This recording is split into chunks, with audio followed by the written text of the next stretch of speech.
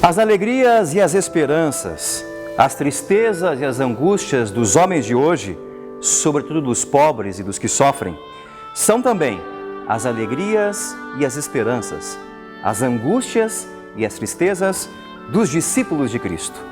Não se encontra nada verdadeiramente humano que não lhes ressoe no coração. Com essa solene afirmação da Constituição Pastoral Gaudium et Spes do Concílio Vaticano II, damos início ao dossiê Vaticano II, uma análise sobre o cinquentenário do Concílio. Conversando com 28 entrevistados, entre testemunhas oculares e pesquisadores do tema, o presente dossiê nos apresenta uma multiplicidade de olhares, vários pontos de vista sobre o Concílio, mas todos eles em comunhão com a Igreja. O dossiê Vaticano II está dividido em 4 blocos. Bloco 1, o Concílio na vida da Igreja. Bloco 2, o contexto histórico do Concílio, sua convocação, sua realização e seus documentos. Bloco 3, a recepção, as interpretações e as aplicações do Concílio. Bloco 4, os Papas e o Concílio. Esperamos, pois, que a celebração de encerramento dos 50 anos do Concílio Vaticano II nos torne capazes de realmente abraçar aquilo que é o Concílio, um novo Pentecostes para a vida da Igreja. Gaudet Mater Ecclesia.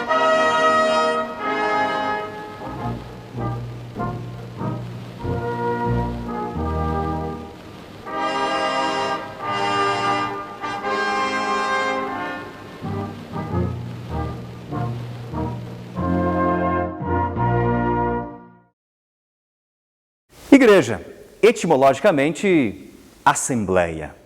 Uma assembleia convocada pelo Pai, reunido no Filho, pelo Espírito Santo. Mas qual o papel do concílio nessa assembleia? Afinal de contas, o que é um concílio? Quais são e quais foram os impactos do Concílio Vaticano II na vida da Igreja?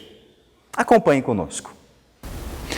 O concílio é uma manifestação solene, forte, profunda da comunhão eclesial. É uma das realizações da comunhão eclesial.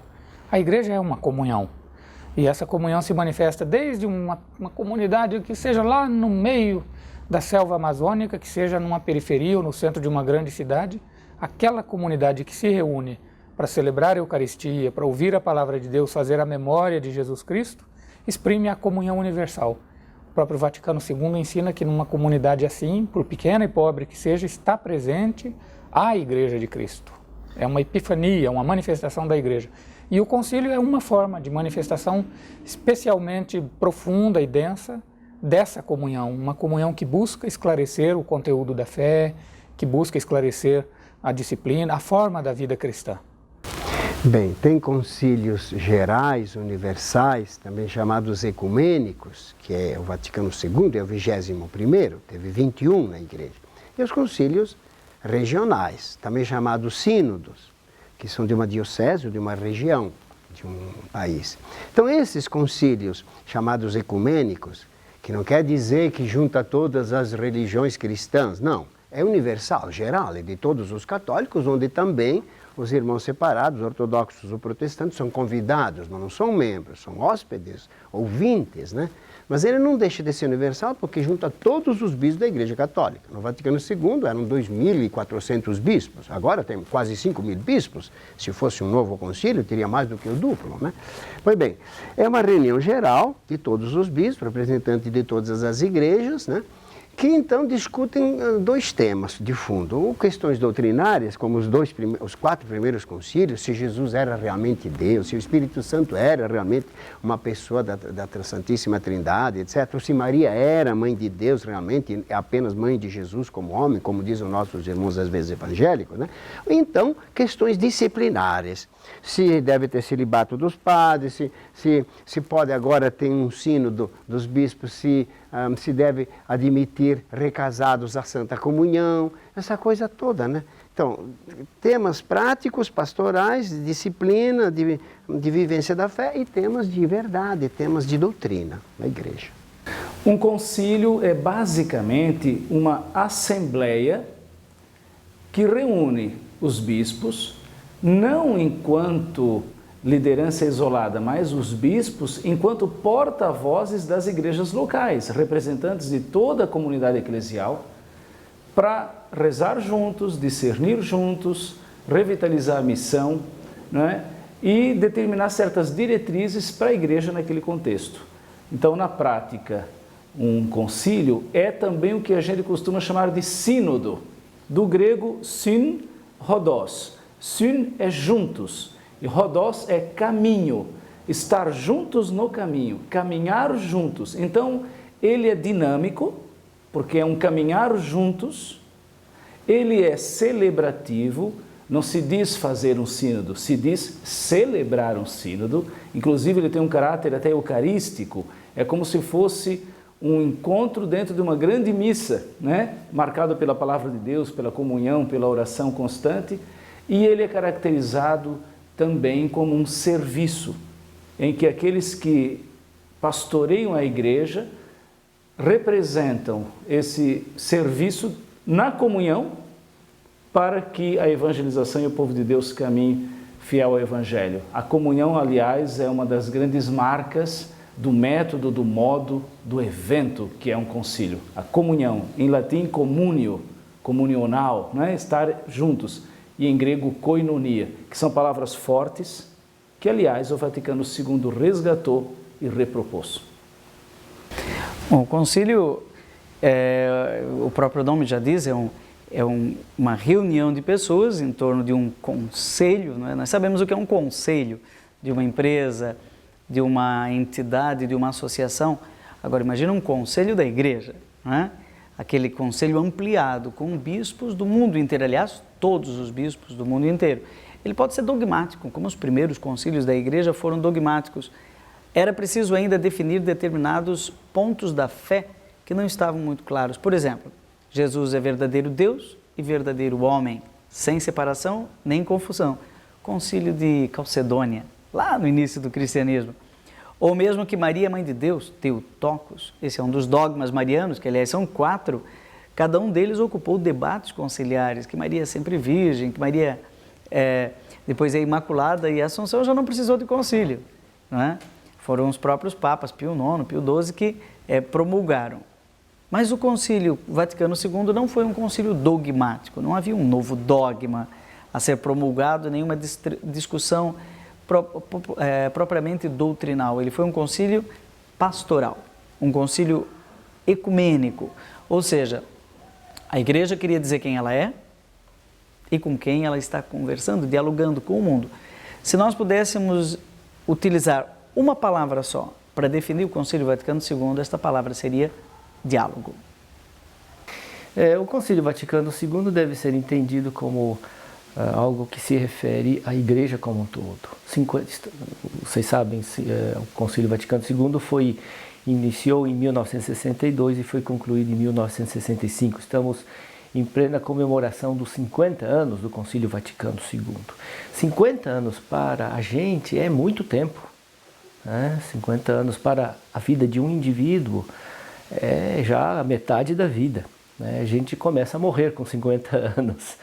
Agora, para igrejas, os 50 anos é um período ainda muito curto. E é preciso também entender que o Concílio Vaticano II ele iniciou um processo de renovação da igreja muito profundo e muito amplo.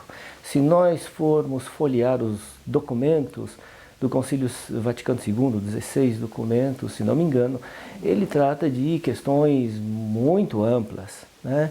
Desde a relação, desde a identidade, a natureza da igreja, a sua constituição hierárquica, a palavra de Deus, a liturgia, a reforma dos institutos dos religiosos, o ecumenismo, as missões, as comunicações sociais, as grandes questões do mundo.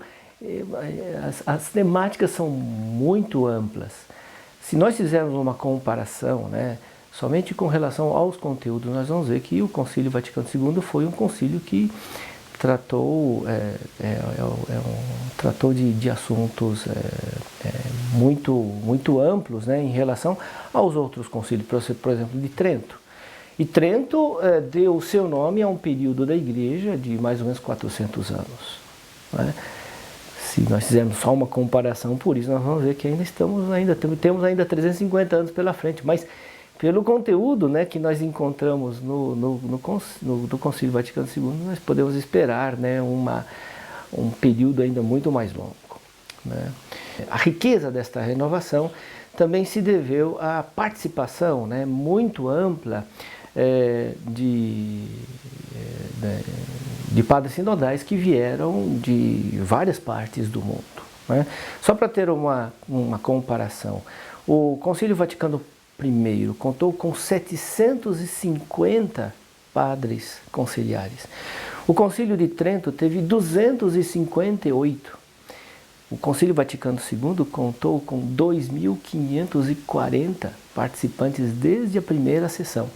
2.540. Eles trouxeram, né, de várias partes do mundo, de várias igrejas particulares, tradições, riquezas, enculturação concreta do Evangelho nesses lugares. Então trouxe o número, né, e também a origem dos padres conciliares trouxeram para o Concílio Vaticano II esta riqueza de vozes, né, e de diversas igrejas do mundo todo. Mas se a gente ler com atenção os documentos, nós vamos ver que tem muitas outras questões que na época ninguém pensava, mas que o concílio já estava apontando. Por exemplo, a globalização, né, é um tema que já estava em germe naquela época. Então, lendo de novo os documentos, nós vamos ver que ler de novo os documentos sempre nos surpreende, porque de fato a gente percebe como eles continuam falando, né, para a atualidade. Porque uma das ideias fundamentais do cardeal Ottaviani, né, assistido pelo padre Trump, que era seu teólogo, né, ele era o presidente do Santo Ofício, era de conseguir no Concílio Vaticano II aquilo que não tinha sido obtido do Concílio Vaticano I, quer dizer, declarar que são duas as fontes da revelação. De Fontibus Revelationis era o nome do esquema, né, dizendo que a verdade chega à Igreja, ao nosso conhecimento, através da Bíblia e através da tradição. Tanto que há verdades que não estão na Bíblia, como a Imaculada Conceição, mas que estão na tradição. Esse era o esquema, o grande ideal do Ottaviani para o Concílio Vaticano II. E ele apresentou esse esquema. E o esquema provocou uma reação muito grande na Assembleia Conciliar, né? Por diversas razões. O que aconteceu? Já haviam recusado o esquema sobre a Igreja, né?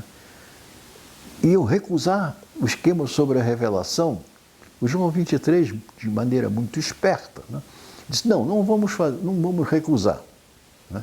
Vamos fazer o seguinte, vamos postergar a discussão sobre a revelação e vamos confiar a uma comissão mista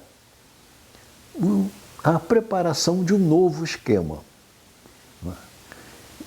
E para essa comissão mista, eu vou nomear 2 presidentes.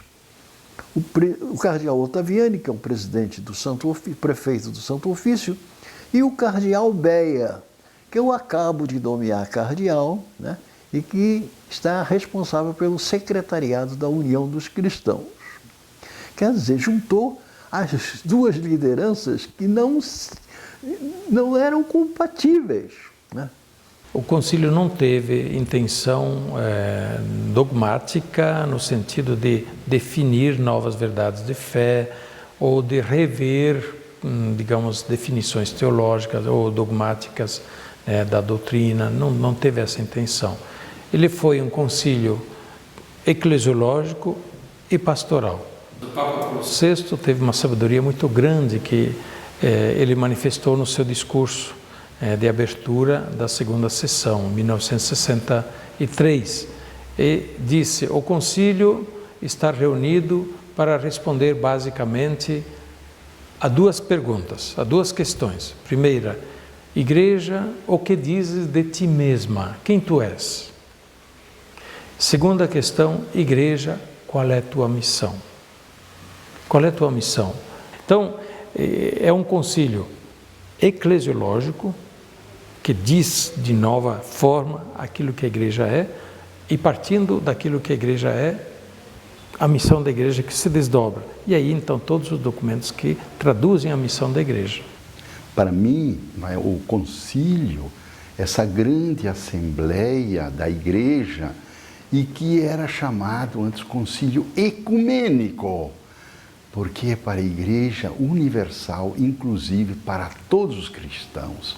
A grande assembleia com um grande foco, buscar a unidade da Igreja em torno do seu fundador, Jesus Cristo. Isto aconteceu. O grande impacto e o grande efeito do Concílio Vaticano II na Igreja é que ela se tornou exatamente uma igreja impactada, porque ela não era, digamos assim, impactável, porque estava sob a força do Concílio Vaticano I e também do Concílio de Trento. Ou seja, uma realidade estática, com as coisas todas muito bem definidas, do ponto de vista doutrinal, do ponto de vista pastoral, do ponto de vista do ensinamento e da sua postura diante do mundo. Então veio o Concílio Vaticano II e impacta de fato essa realidade, para dizer que a Igreja ela precisa ser, até para ser mais fiel a Jesus, uma igreja capaz o tempo inteiro de dialogar com as diversas realidades e assim renovar a sua pastoral, o seu ensino, renovar as suas estruturas, a sua orientação evangelizadora, a sua organização e a sua visão de mundo. Então talvez pudéssemos aproveitar mesmo esta imagem, quer dizer, a igreja do Concílio Vaticano II, a igreja pós-conciliar, é uma igreja passível, né, de impactos. E o concílio provocou isso na igreja, o que ele fez muito bem. O concílio, né, deriva etimologicamente do latim concilium, que significa reunião.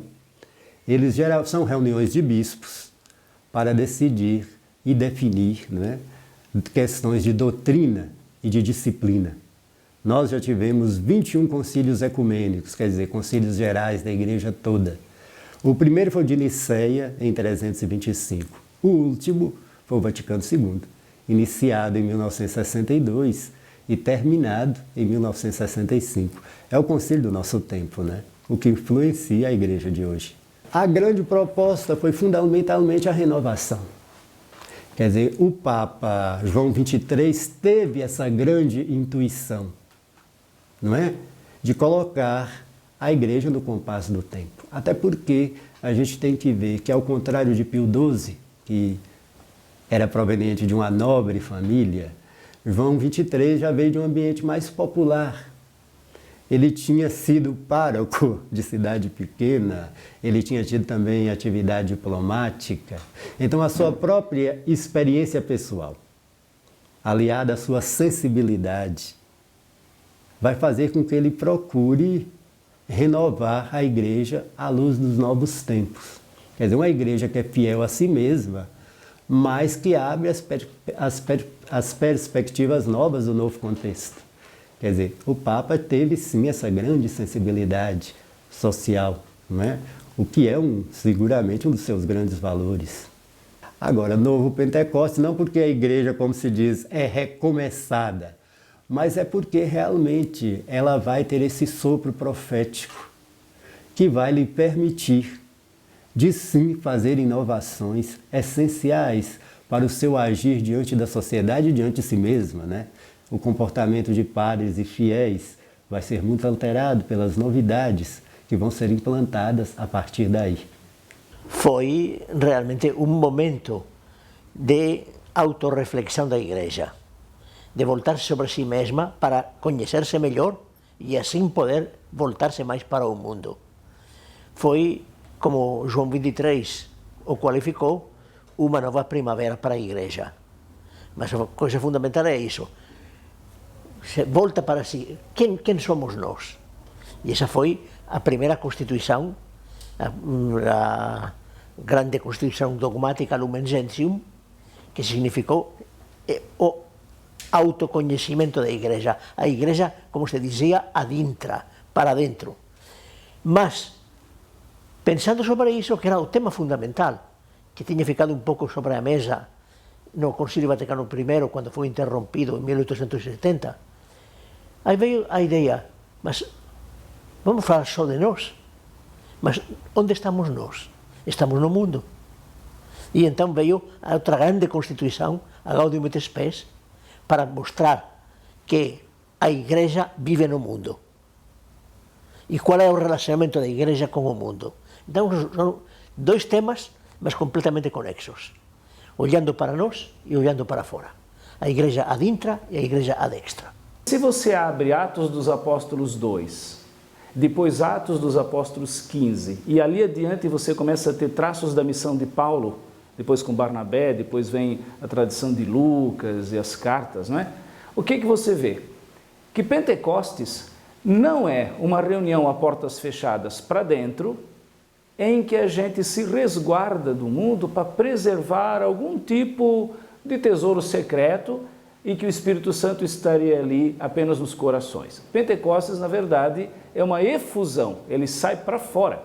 Então ele se manifesta nas línguas de fogo, para que a igreja fale palavras que queimam, palavras significativas. Ele se manifesta no vendaval, que empurra os apóstolos para fora do cenáculo, e ele se manifesta no anúncio claro e explícito de Jesus como Salvador de todos e da sua graça, e isso é ouvido por cada um na sua língua, que significa a catolicidade da igreja.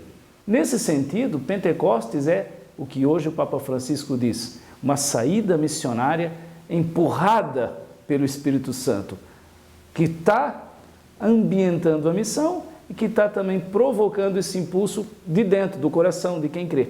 Nesse sentido, o concílio tem características de Pentecostes, porque estavam os sucessores dos apóstolos, convocados pelo sucessor de Pedro, reunidos, mas não para fechar a igreja, para sair em missão. Estavam ali, recebendo as ondas, os vendavais do mundo, a Guerra Fria, o flagelo da violência, o surgimento de novas nações, as mudanças na Europa e nas Américas, as novas ideologias e, ao mesmo tempo, os ventos do Evangelho, com aqueles grandes movimentos que renovavam a igreja naquele período, já dos anos 40, 50 até 70, diria, movimento bíblico, catequético, ecumênico, patrístico, missionário, litúrgico, de renovação.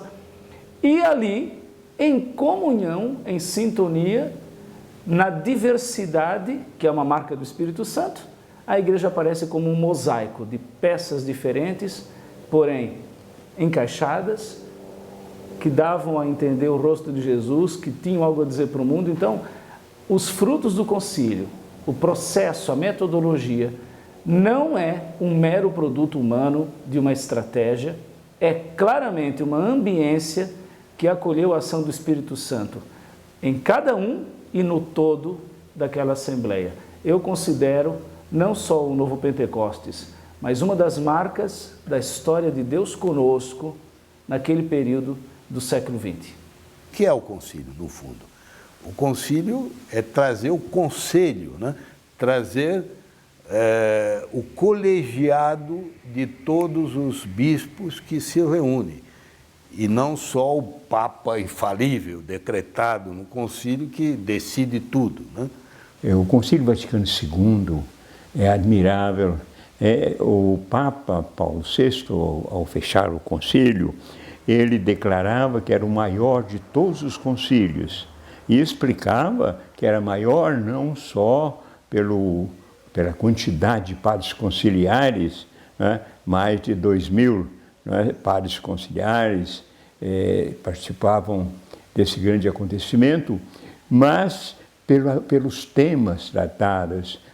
E ele diz, então, também pela profundidade com que esses temas foram tratados. De fato, cada concílio surge numa época para ajudar a igreja, é como um carisma de toda a igreja para enfrentar os problemas de uma época. Que a gente pense, por exemplo, o concílio de Trento, né? Então, na igreja, no século XVI, diante da reforma protestante, diante das dificuldades de anunciar a fé para o mundo moderno, então o concílio de Trento veio e apresentou, definiu a doutrina da igreja, sobretudo a doutrina importante da graça santificante, dos sacramentos, né? Da própria igreja formada de clérigos e leigos. Pois bem, então a gente pode dizer o concílio é uma graça do Espírito Santo, né, conferida à igreja em um momento histórico,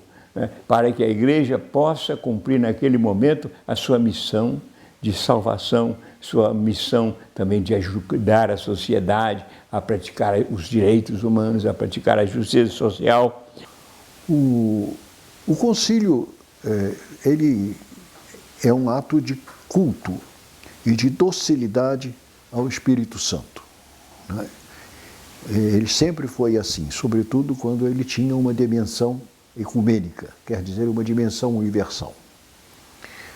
Mas dos 21 concílios ecumênicos, o 21º, que foi o do Vaticano II, tem uma característica própria. Né? E essa característica foi justamente lembrada por João XXIII na abertura do concílio. É que ele não pretende condenar nem formular nenhuma nova verdade.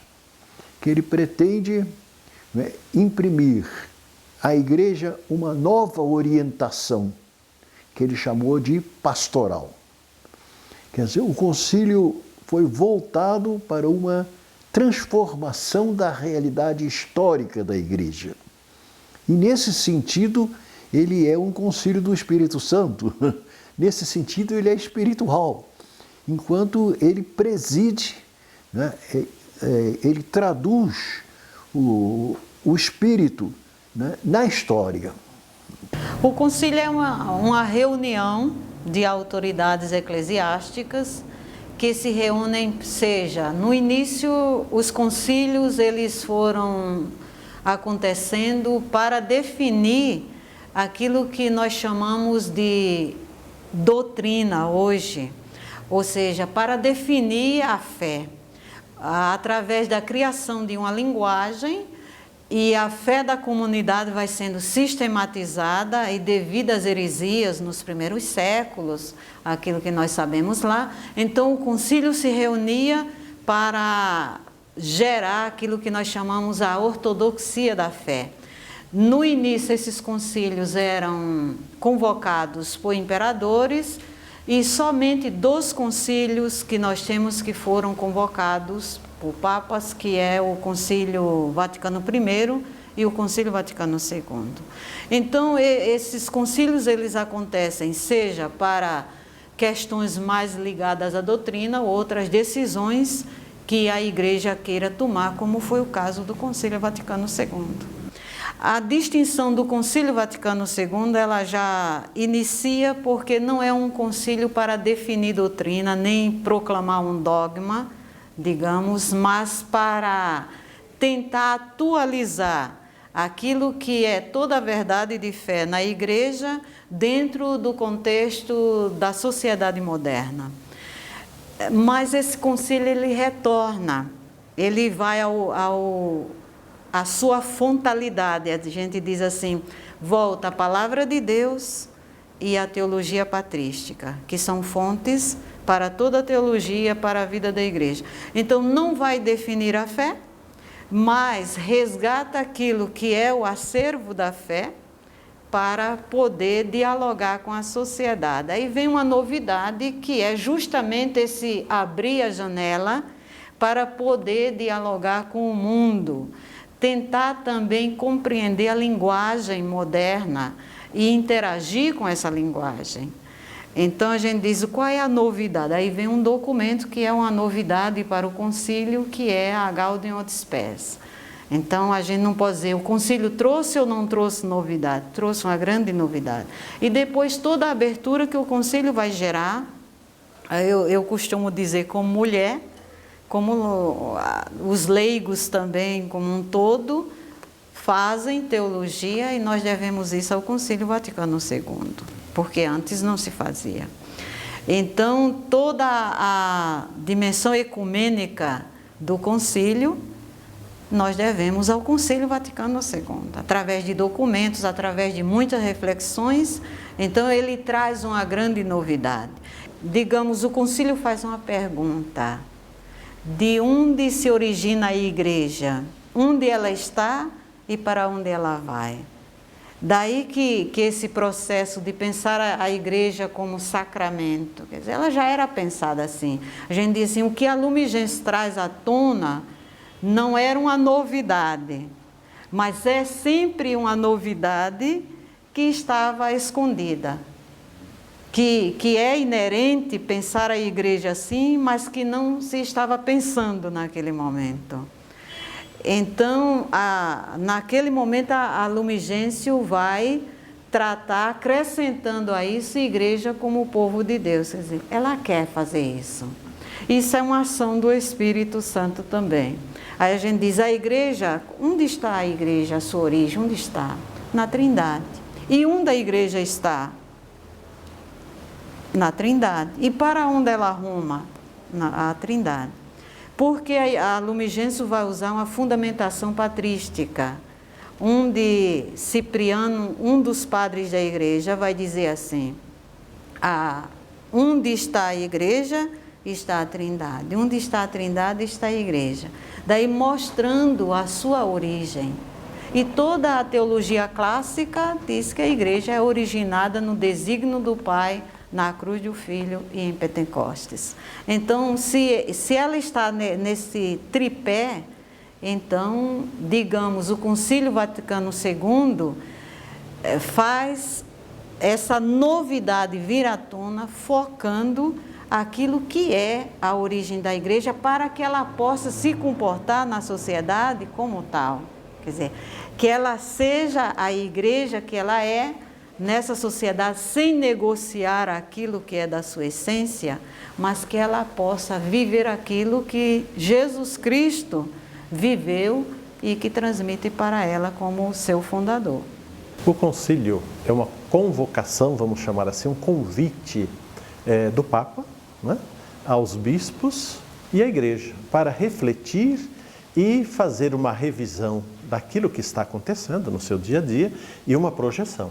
Então, é o Papa em si que convoca, que chama os bispos a uma conversa, vamos chamar assim, universal. Já como diz a própria palavra, né, católica, né, de toda a Igreja Católica para essa conversa, revisão e também de perspectiva. E no concílio saem duas palavras importantes, né, que é a questão da atualização e do diálogo. Isso é importante e fundamental, que logo na convocação o Papa João XXIII tem essa perspectiva, né? Ele usa uma palavra em italiano, aggiornamento, né? Atualização, né? Fazer com que a igreja esteja presente naquele momento. Essa que é a característica bonita do Vaticano II, quando o Papa João XXIII convoca, ele quer um concílio pastoral, para a gente rever e projetar. Né? Uma revisão e uma atualização.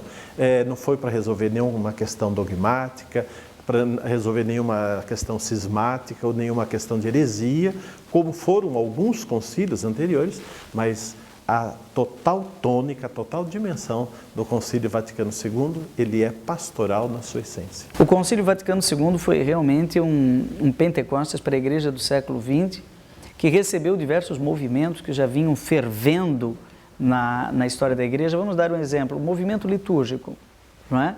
Desde o século XIX até um pouco antes, o movimento litúrgico vinha pedindo que a liturgia da Igreja Católica se tornasse mais compreensível. Algumas coisas haviam entrado dentro da liturgia na periferia, coisas periféricas, e acabaram ocupando o centro. Então era preciso colocar o mistério pascal de Jesus Cristo no centro. E isso foi feito durante o concílio e foi promulgado, então, na Sacrosanctum Concilium. E todas as áreas da vida cristã tiveram, de alguma maneira, uma abordagem. Por exemplo, a igreja, Lumen Gentium, o diálogo da igreja com o mundo e seu papel na sociedade, Gaudium et Spes. A formação dos sacerdotes, Presbyterorum Ordinis, a educação, o papel da igreja na educação, Gravissimum Educationis, a unidade dos cristãos, Unitatis Redintegratio, e a palavra de Deus, Dei Verbum. Então, assim, eu citei só alguns dos documentos pastorais do Concílio Vaticano II, que foram colocando a igreja já na antessala do terceiro milênio. A melhor definição que eu acho é uma graça.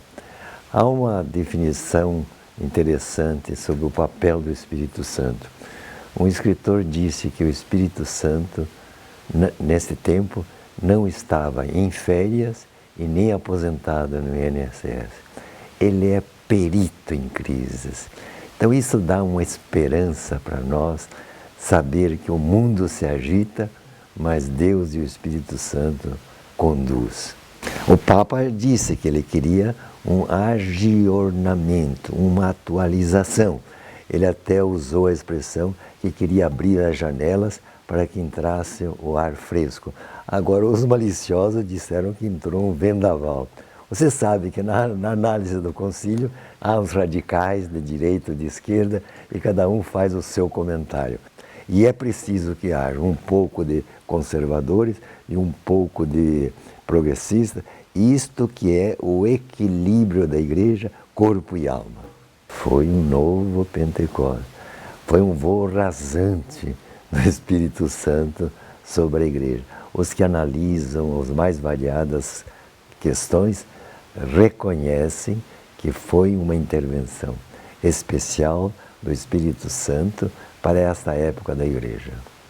Para mim, o Concílio Vaticano II foi uma luz importantíssima para a igreja, para a sociedade.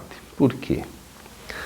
Finalmente a igreja pôde refletir sobre si mesma e o mundo, porque estava num contexto de uma grande crise, todo o progresso, todo o desenvolvimento, todo o consumismo. E ele é atual, e a igreja pensou sobre si e como entrar dentro do projeto de Deus. Como a igreja evangelizar? Evangelizar diante desta situação de desafio.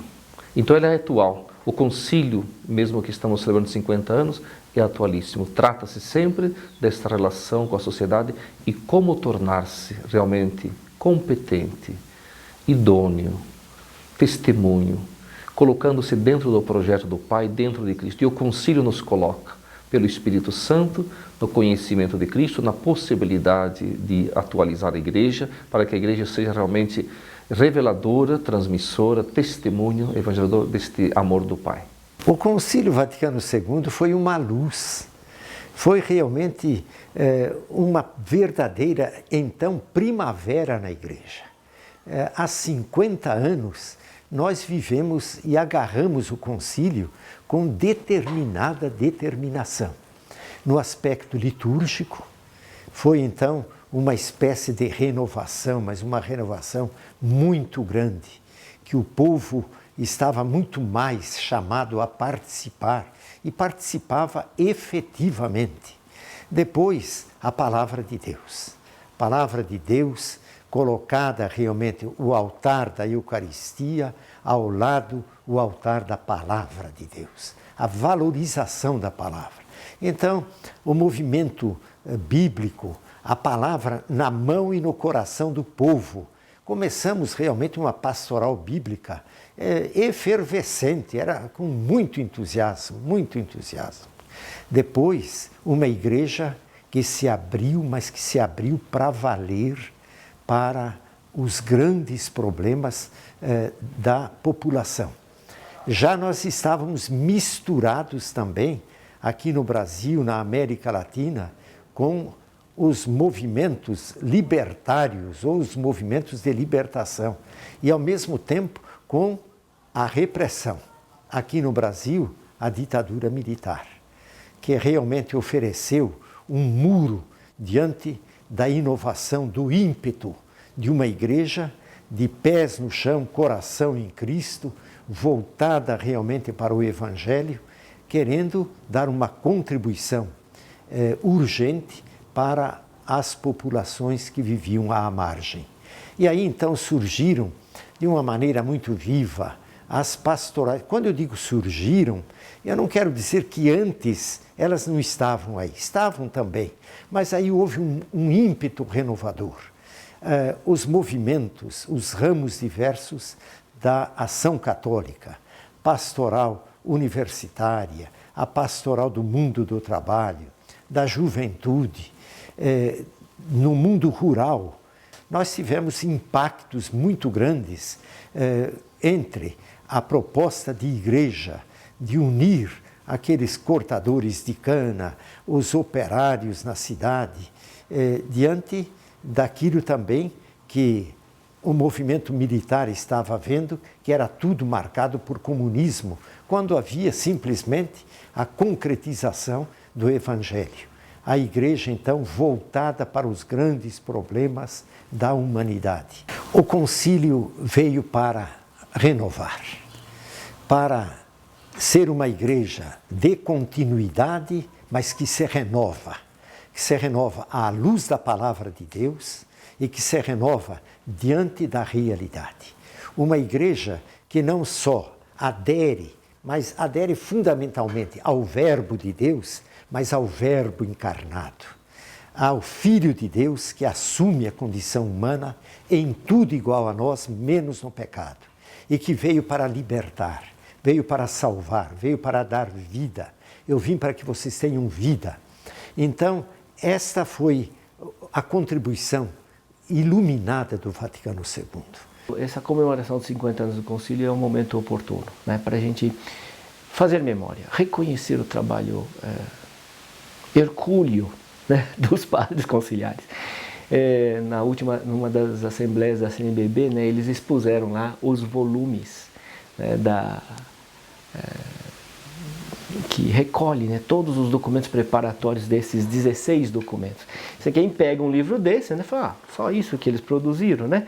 Mas se a gente for ver lá o que foi produzido nesse período, são 80 volumes. Né? É desse tamanho cada volume, né? São 80 volumes.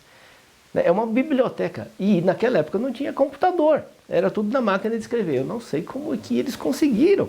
Né? Então, primeiramente, memória nesse sentido de que foi, de fato, primeiramente é um acontecimento do espírito, mas também teve muito trabalho, né? Foi algo que é algo que parece que a gente não consegue imaginar o que foi isso, né? Reconhecer isto, né? São poucos agora os que estão vivos, né? Mas acho que estas pessoas, né, merecem o nosso reconhecimento, a nossa admiração, né? Não perder isto, né? Não esquecer, né? Por isso memória, né? Memória também no sentido de a gente fazer uma rememoração crítica, né? A gente aprender também, não é? A gente reconhecer com humildade aquilo que não foi tão bem, mas também agradecer, né? Receber de modo agradecido aquilo que é a ação do Espírito na igreja.